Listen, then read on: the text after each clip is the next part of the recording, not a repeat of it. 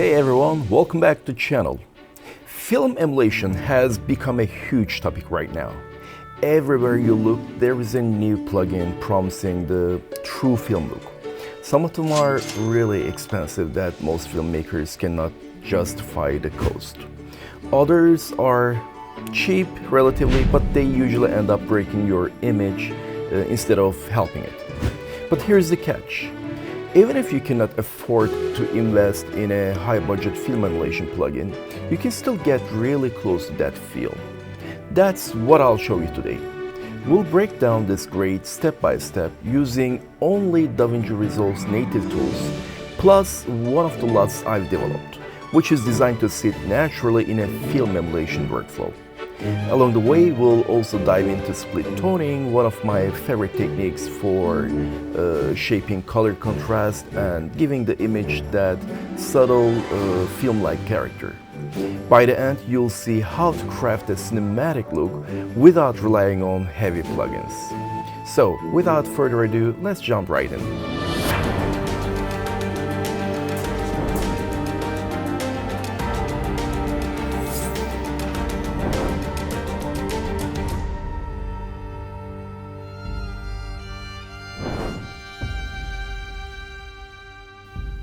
Before we get started, I've got a big surprise for you. I'm giving away my complete Mediabee Cinematic LUT Pack, which includes all 16 LUTs, to 5 lucky people. All you need to do is like this video and leave a comment with the words Mediabee LUTs. Next weekend, I'll do a random drawing and announce the winners. So, if you've been wanting to try these cinematic LUTs, this is your chance, totally free. Alright, let's start by going over our project settings quickly. By the way, if you are already familiar with project settings and CST Nodes, feel free to skip ahead to the LUT chapter using the link below. Okay, in the master settings, I adjusted the timeline and video resolution to match the resolution of the footage.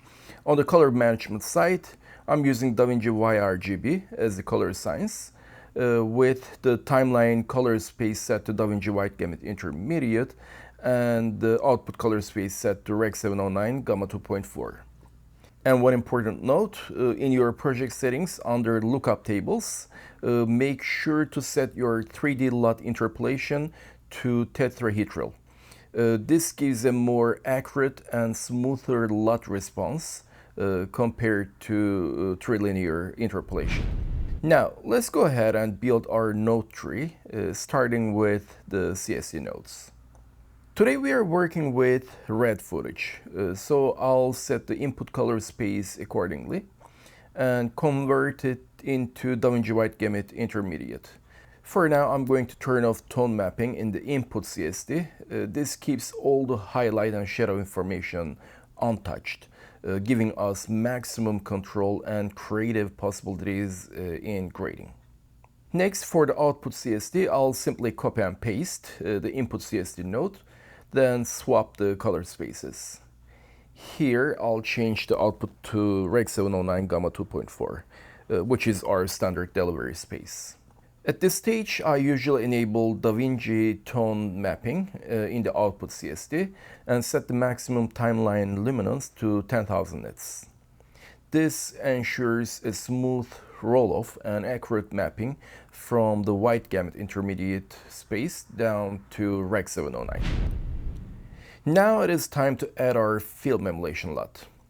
If you're familiar with my channel, you'll know I've designed a set of 16 cinematic LUTs, each created to emulate different film-inspired looks. And they work with footage from any camera. But the key is how you apply them. These LUTs are optimized for DaVinci White Gamut Intermediate, which means the best results come when you place them, the LUTs, between two CST nodes, just like this. Now let's hover over a few of them so we can see how they behave. Each LUT has its own taste and character. As you can see, some lean warmer, some cooler, some more contrasty, some softer. The idea isn't to slap a lot on and call it done, but to use it as a film-like foundation that you can then refine with your grading. Let me try horizon. It gives a nice clean balance. How about this? Yeah, this one is also good. I think I'll go with amber for this grade.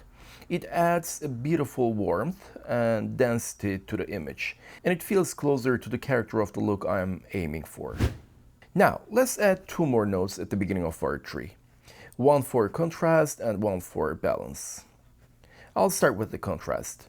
First, I want to check where my midtones are sitting. To do that, make sure your display qualifier focus is enabled and the qualifier tool is selected. With those on, you can hover your cursor over the image and you'll see the luminance values of that spot on the waveform. Right now, as you can see, the skin, the subject, is sitting around 50%, which is a good place to start. Let's lock that value by clicking on the image.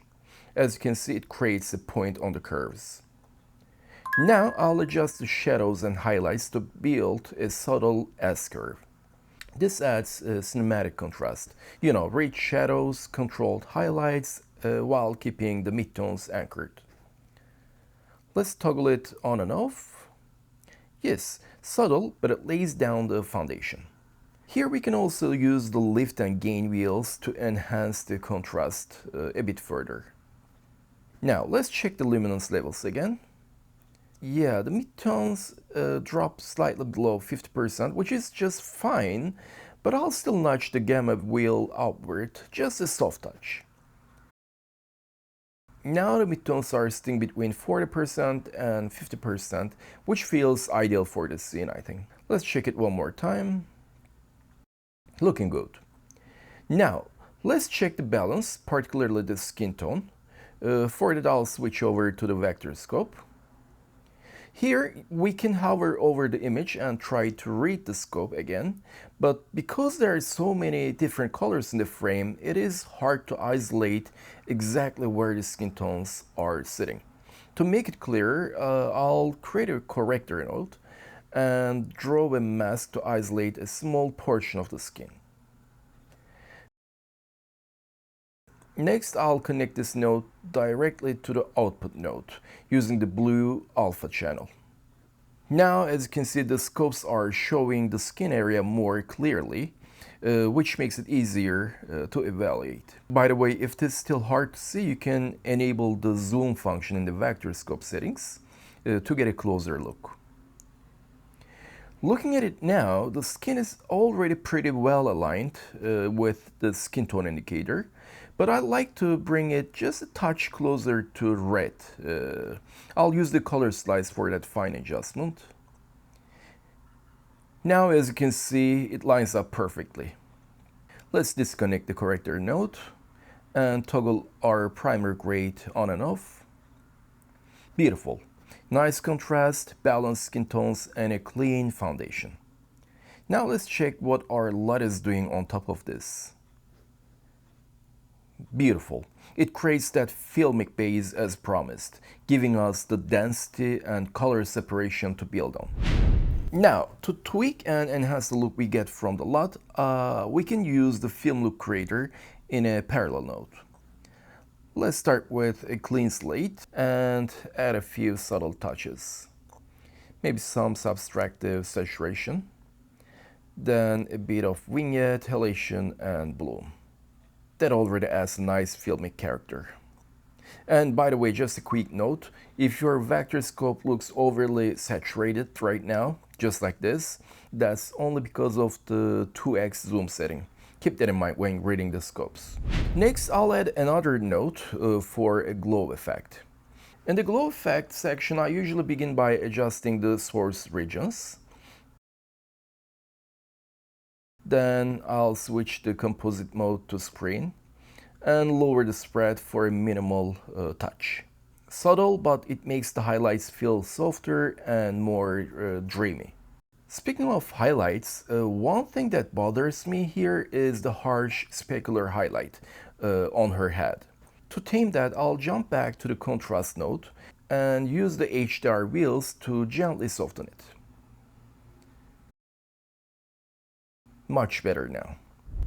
Finally, let's add one more node for mid-tone details and texture. I'll start with the texture pop effect, keeping it minimal, then add a touch of mid-tone detail. Together, these bring out subtle definition without over-sharpening it. I think this starts to look really beautiful, rich, cinematic, and refined. If you're aiming for a natural look, you can honestly stop here and enjoy this grade. But if you want something a little more pronounced, here is what you can do. Let's add a third parallel node. In this one, we'll use the primary wheels to push the look further. Now, you can also do this with printer lights, which, as you may know, are traditionally used to adjust the entire image evenly across the RGB channels. This is a technique borrowed from photochemical film workflows. But for the purpose of this tutorial, and to enhance the split toning, I'll stick with the primary wheels. Okay, let's check the result. Yes, this could be a nice alternate version depending on your taste. Here again, you can stop if you like the look, or you can even push it further if you want. And we've got like a couple options here. For a punchier look, we can increase saturation a touch with the Film Look Creator slider. And for a softer, more cinematic feel, we can lower the contrast slightly using the lift and gain wheels. Let's toggle this on and off. Maybe increase density just a bit as a final touch. Looking beautiful. Now let's check how far we've come. We can start with the LUT, what it is giving us. Gorgeous filmic separation. And how about the 3 loop nodes layered together? Wow, what a huge difference here. And if you want to push it even further, go back into your loop node and experiment. Maybe something more extreme, maybe more stylized. After all, if it speaks to your taste, then it is your grade. And there it is. A complete cinematic workflow, a strong primer grade, a film emulation LUT as the foundation, and layered creative refinements with split toning and film look tools. If you found this helpful, please don't forget to subscribe, like, and comment below.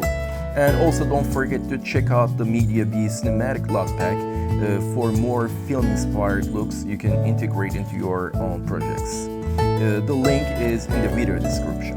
And as always, thanks for watching, and I'll see you in the next one.